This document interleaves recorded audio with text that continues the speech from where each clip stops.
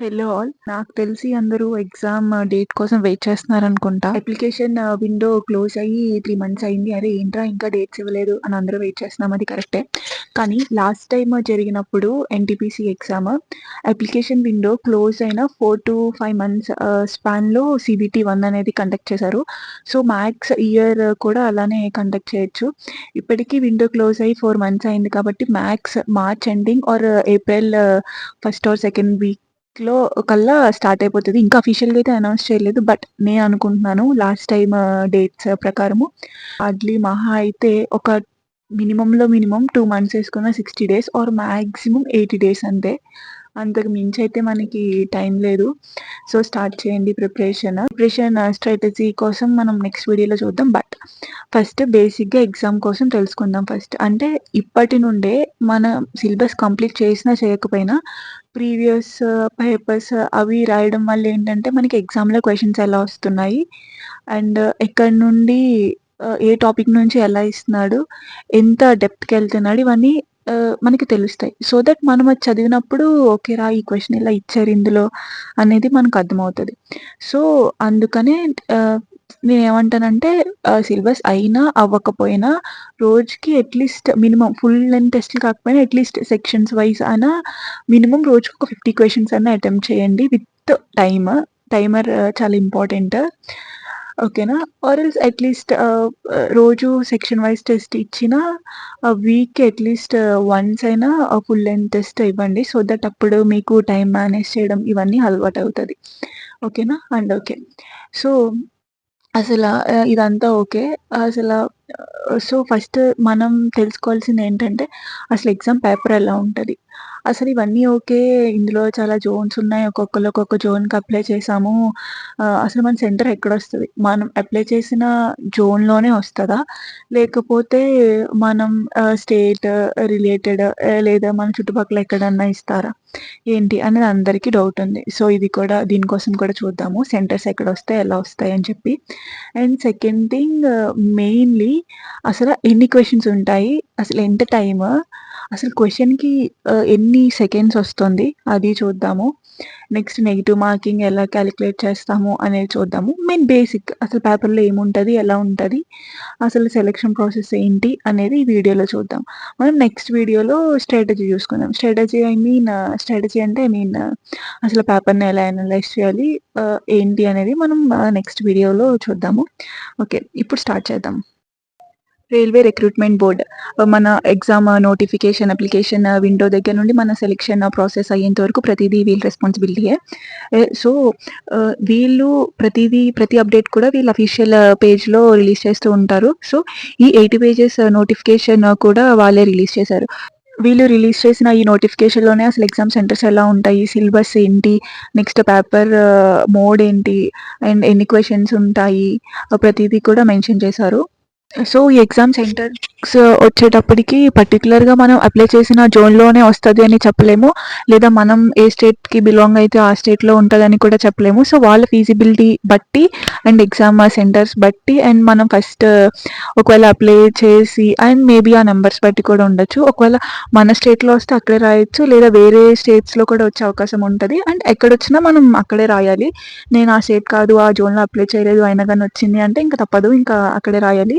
And వచ్చాక మనం appeal చేసుకోవడం ఇది మాకు దూరం అయిపోతది. నేను అపీల్ చేసుకుంటాను అన్న ఆప్షన్ కూడా లేదు. అసలు ఎగ్జామ్ అనేది ఎన్ని స్టేజెస్‌లో ఉంటది? ఏ స్టేజ్‌లో ఎంతమందిని తీస్తారు? అన్నది కూడా ఈ నోటిఫికేషన్‌లో ఇచ్చాడు. ఫస్ట్ 2 స్టేజెస్ అనేవి మొత్తం ఐదింటికి సేమ్. బట్ లాస్ట్‌లో స్టేషన్ మాస్టర్‌కేమో computer aptitude test, next accountant and clerk పోస్ట్‌కి ఎవరైతే అప్లై చేశారో వాళ్ళకి టైపింగ్ టెస్ట్ అనేది ఉంటది. అండ్ సీసీకి నెక్స్ట్ మేనేజర్‌కి అదే గూడ్స్ మేనేజర్‌కి documents verification, next medical test అనేది ఉంటది. నెక్స్ట్ ఏ స్టేజ్‌కి ఎంతమందిని తీస్తారు అనంటే ఫర్ ఎగ్జాంపుల్ ఇప్పుడు మీరు అప్లై చేసిన జోన్‌లో ఒక 900 పోస్టులు ఉన్నాయనుకోండి. ఈ టోటల్ 900 పోస్టులని ఈచ్ కేటగిరీకి ఇన్నిన్ని పోస్టులని చెప్పి మెన్షన్ చేశారు కదా! అంటే ఫర్ ఎగ్జాంపుల్ ఒక ఓసీకి ఒక 500, బీసీకి ఒక 300 మిగతా కేటగిరీస్‌కి ఒక 200 ఇచ్చారనుకోండి. ఇప్పుడు ఒక ఓసీని తీసుకోండి. ఓసీకి 500 పోస్టులున్నాయి. సో, సో 500 ఇంటూ 15 అంటే 7500 అని ఫిల్టర్ చేస్తారన్నమాట. అంటే నో మ్యాటర్ ఓసీ నుంచి ఒక 10,000, 20,000, 1,00,000 మంది రాసినా సరే వేకెన్సీస్ ఇంటూ 15 టైమ్స్ మాట. ఇక్కడ 500 అనుకున్నాం కదా! 500 ఇంటూ 15 అంటే 7,500 ని ఫిల్టర్ చేస్తారు ఓసీ నుంచి. అలా ఫర్ ఎగ్జాంపుల్ ఇప్పుడు బీసీకి ఒక 200 అనుకుంటే, అదే 200 అనుకుంటే 200 ఇంటూ 15 అంటే అక్కడ ఒక సమ్ 3,000 మెంబర్స్‌ని అక్కడ ఫిల్టర్ చేస్తారు. సో, అలా ఈచ్ కేటగిరీ నుండి ఎన్ని వేకెన్సీస్ ఉన్నాయో అంత ఇంటూ 15 టైమ్స్ చేసి ఎంతమంది రాసినా ఆ పర్టిక్యులర్ జోన్‌లో అంత మందిని ఫిల్టర్ చేస్తారు. నెక్స్ట్ ఎగ్జామ్ ప్యాటర్న్ వచ్చేసరికి 100 క్వెషన్స్ ఉంటాయి. 90 minutes time, 40 questions general awareness నుంచి, 30 మ్యాథ్స్ నుంచి అండ్ 30 రీజనింగ్ నుండి వస్తాయి. అండ్ ఇక్కడ ఎస్ఎస్‌సిలో మనం సెక్షన్స్ ఇస్తారు కదా! డిఫరెంట్ సెక్షన్స్ కింద. ఇక్కడ ఆర్ఆర్‌బీలో ప్రీవియస్ పేపర్స్ చూస్తే అలా సెక్షన్స్ కింద డివైడ్ చేసి ఇవ్వలేదు. ఆల్ 100 క్వెషన్స్ కూడా మిక్స్‌లో ఉంటాయి. సో, మనం ఫస్ట్ జనరల్ అవేర్‌నెస్ అటెంప్ట్ చేసేద్దాము. ఆ సెక్షన్ సెలెక్ట్ చేసుకొని, ఆ పర్టిక్యులర్ సెక్షన్ సెలెక్ట్ చేసుకొని అన్నట్టు ఇక్కడ ఏమీ లేదు. అండ్ 1/3 నెగెటివ్ మార్కింగ్ కూడా ఉంటది. నెక్స్ట్ అసలు ఈ నెగెటివ్ మార్క్స్ అనేవి ఎలా కాలిక్యులేట్ చేస్తారు? ఈ కాలిక్యులేషన్ అనేది మనం లాస్ట్‌లో చూద్దాము. అండ్ సిలబస్ కూడా వీళ్ళు ఇందులో మెన్షన్ చేశారు. బెటర్ ఈ సిలబస్ పేపర్ మీరు జిరాక్స్ తీయించుకొని మీరు చదువుకునే బోర్డ్ దగ్గర అంటించుకోండి. ఆర్ ఎల్స్ ఒక బుక్ మీద రాసుకొని మీరు ఎంతవరకు అయిందని చెప్పి ట్రాక్ చేసుకోవడం బెటర్. నెక్స్ట్ ఇక్కడ ఏంటి అంటే యాక్చువల్‌గా మినిమమ్ మార్క్స్ ఇన్ని రావాలి అని చెప్పి మెన్షన్ చేశాడు. అంటే ఫర్ ఎగ్జాంపుల్ అన్రిజర్వ్డ్ ఉంటే 100లో మినిమమ్ 40 మార్క్స్ అన్నా రావాలి. అలా ఈడబ్ల్యూఎస్ 40, ఓబీసీకి ఒక 30% మార్క్స్ అలా. సో, ఈచ్ కేటగిరీకి మినిమమ్ అంటే ఎలిజిబుల్ అవ్వాలి అని అంటే మినిమమ్ ఇంత స్కోర్ చేయాలి అని చెప్పి రాశాడు. ఎస్సీకి ఒక schedule caste 30%, schedule caste 25%. So, ఇది ఒకటి మెన్షన్ చేశాడు. నెక్స్ట్ సెకండ్ స్టేజ్‌కి వచ్చినప్పటికి సేమ్ అప్పుడు వేకెన్సీస్ బట్టి ఇక్కడ ఏంటంటే 8 టైమ్స్ ఆఫ్ ద వేకెన్సీస్ తీస్తారు. అండ్ అక్కడ ఇక్కడ టైమ్ సేమ్. బట్ ఒక 20 క్వెషన్‌లు అనేవి పెరుగుతాయి. జనరల్ అవేర్‌నెస్‌లో +10, మ్యాథ్స్ రీజనింగ్‌లో ఇందులో 5 అందులో 5 పెరుగుతాయి. సో, ఇక్కడ మాత్రం 120 questions but same time 90 minutes. And మనం సెకండ్ స్టేజ్‌లో చూసుకున్నా కూడా ఆల్మోస్ట్ సిలబస్ అనేది సేమ్. స్టేజ్ 1కి, స్టేజ్ 2కి కూడా సిలబస్ అనేది సేమ్. అండ్ ఇక్కడ కూడా మినిమమ్ మార్క్స్ అనేవి ఇచ్చాడు. లైక్ సేమ్ 40% మార్క్స్ రావాలి అలాగా. అండ్ ఇప్పుడు మనం అసలు ఈచ్ క్వెషన్‌కి ఎంత టైమ్ వస్తుంది, నెగెటివ్ మార్క్స్ ఎలా కాలిక్యులేట్ చేస్తారు, ఇవన్నీ చూద్దాము. సో, చూసుకుంటే మొత్తం 100 క్వెషన్స్ ఉంటాయి. 90 మినిట్స్ టైమ్. అంటే ఒక్కొక్క క్వెషన్‌కి మనకి 54 సెకండ్స్ ఉంటది. సో, ఈవెన్ 1 మినిట్ కూడా ఉండట్లేదు. అండ్ నేను మీకు ముందుగా చెప్పినట్టే ఎస్ఎస్‌సిలో లాగా ఇది general awareness section, maths, reasoning అలా సెక్షన్స్ అనేవి ఉండదు. 1-100 క్వెషన్స్ స్ట్రెయిట్ ఉంటాయి.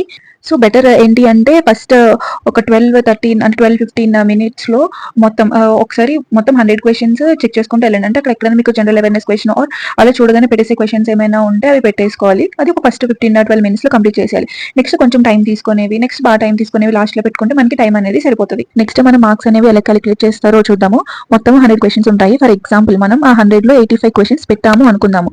ఆ 85కి 85 కరెక్ట్ అవ్వవు కదా! సో, అందులో ఆ 85లో ఒక 30 క్వెషన్స్ రాంగ్ అయ్యాయి అనుకుందాం. సో, మొత్తం టోటల్ కరెక్ట్ ఎన్ని క్వెషన్స్? సో, 85 - 30 చేస్తే 55 క్వెషన్స్ అనేవి కరెక్ట్ అవుతాయి. సో, మనకి 30 క్వెషన్స్ అనేవి రాంగ్. సో, ఇక్కడ నెగెటివ్ మార్కింగ్ ఉంది కాబట్టి 30లో నుంచి 1/3 పోతది. అంటే 30 × 1/3 చేస్తే 10 మార్క్స్ అనేవి నెగెటివ్ అవుతున్నాయి. కాబట్టి సో, మనవి అంటే 55 కరెక్ట్. సో, 55లో నుంచి 10 మైనస్ చేస్తే వచ్చింది మన స్కోర్. అంటే 55లో నుంచి ఆ 10 మార్క్స్ తీస్తే 45 అనేది మన స్కోర్ మాట. అండ్ మీకేమైనా డౌట్స్ ఉంటే do let me know in the comments. Discuss చేద్దాము.